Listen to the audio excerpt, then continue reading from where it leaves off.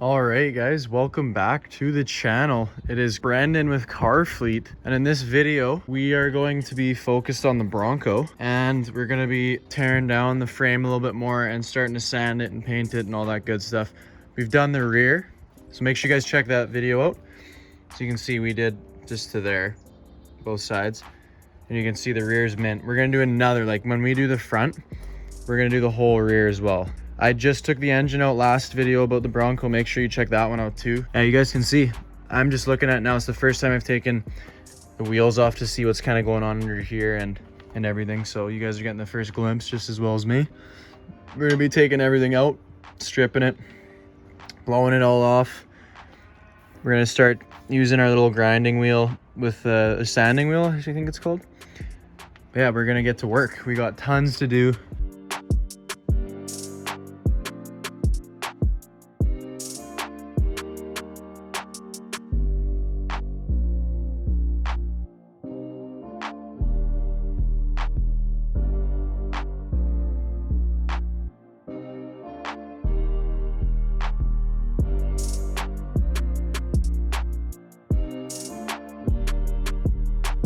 All right, so we got the brakes out, the power steering pulley and stuff. These are the lines for the power steering that went right there. So we got a lot of it out. All right, so I didn't film a lot of what I just did. It was raining and it's been a few days and whatnot, but we got the engine in the garage, tucked back. We got the frame sanded down to where we stopped last time. I'm just worried about the frame right now because I'm kind of on a time limit here. The engine crane needs to go back down to the farm to do some stuff with the tractor. So I need to paint this and then just drop that in, and then I can get rid of the hoist and I don't need it anymore. And then that way we also have tons of more room once the engine's in. I'm gonna do all the engine work when it's on the frame. We took that middle cross member out, sanded it all down. It's right over there. You can see it on the ground. Yeah, I mean, we're making big progress as always. All right, so we're gonna start painting. Let's get ready, guys, get into it.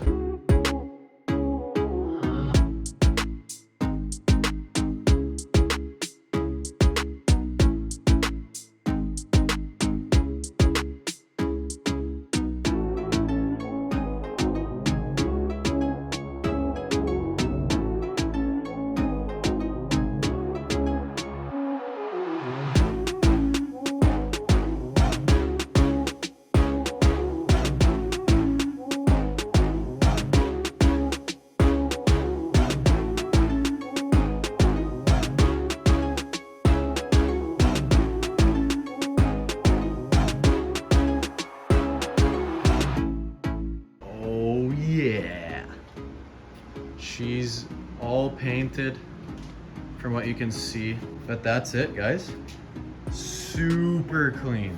Now the back's been weathered a bit just from sitting outside, some dust and pine needles, and so it's kind of faded, but once I wash it, it'll be back to being super glossy again.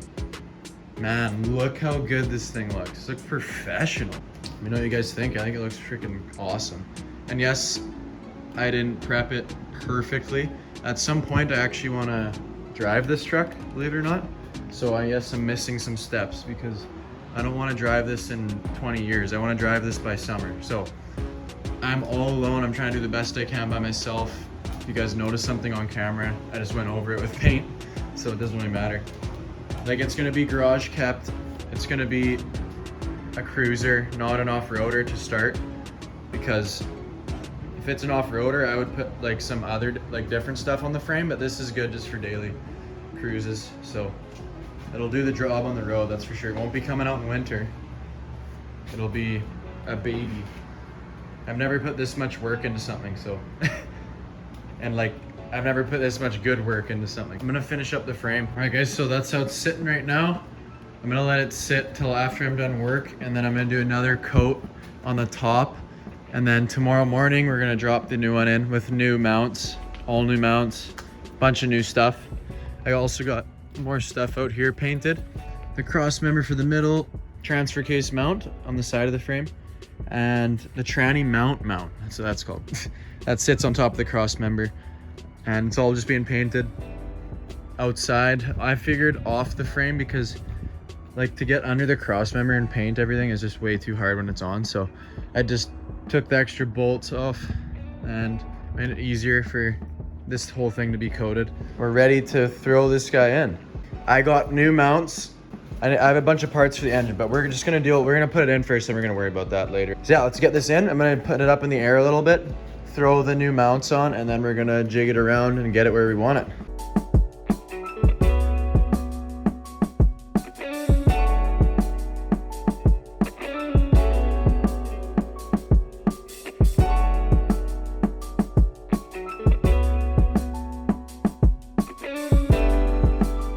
All right, so I got the 2 engine mounts on.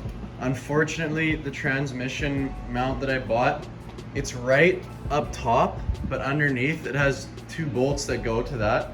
But as you guys can see, this mount, it just has 1 bolt, and the mount kind of goes like that, and you slide the bolt through the arch there.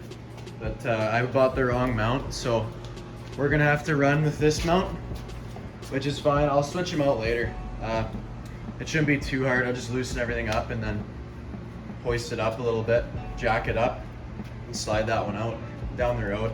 Right now it'll be fine, and then I'll order one ASAP, but can't order all these parts and then not expect some to be wrong.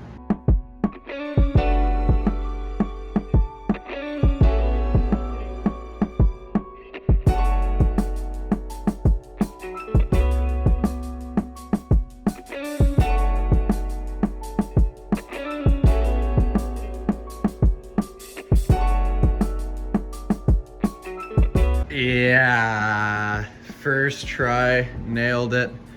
Mounts are in, there's only 3, so this one was an absolute snipe right here. The hole lined up dead center. See, I'm gonna also do a paint job over everything one more time once it's all done. I've said that before, but just remind you guys, if you see scuffs, it's gonna all be painted again, the whole thing. But that's like another day last, but snipe that hole, first tee. Sniped all 3, obviously. Now this is where the build kind of takes off in the other direction, which is the fun part, because now we actually get to build stuff and build it up to something rather than destroying it and taking it apart. Now we're putting it all back together. I'm so excited. This was actually really easy in the shop. You guys can see I put it up super high. I actually put a bungee cord because it was like this, like cockeyed. So I used the bungee cord to straighten it out. Once I dropped it low enough, I had the bungee cord hooked to this. It freaking flung it off and almost hit me in the head.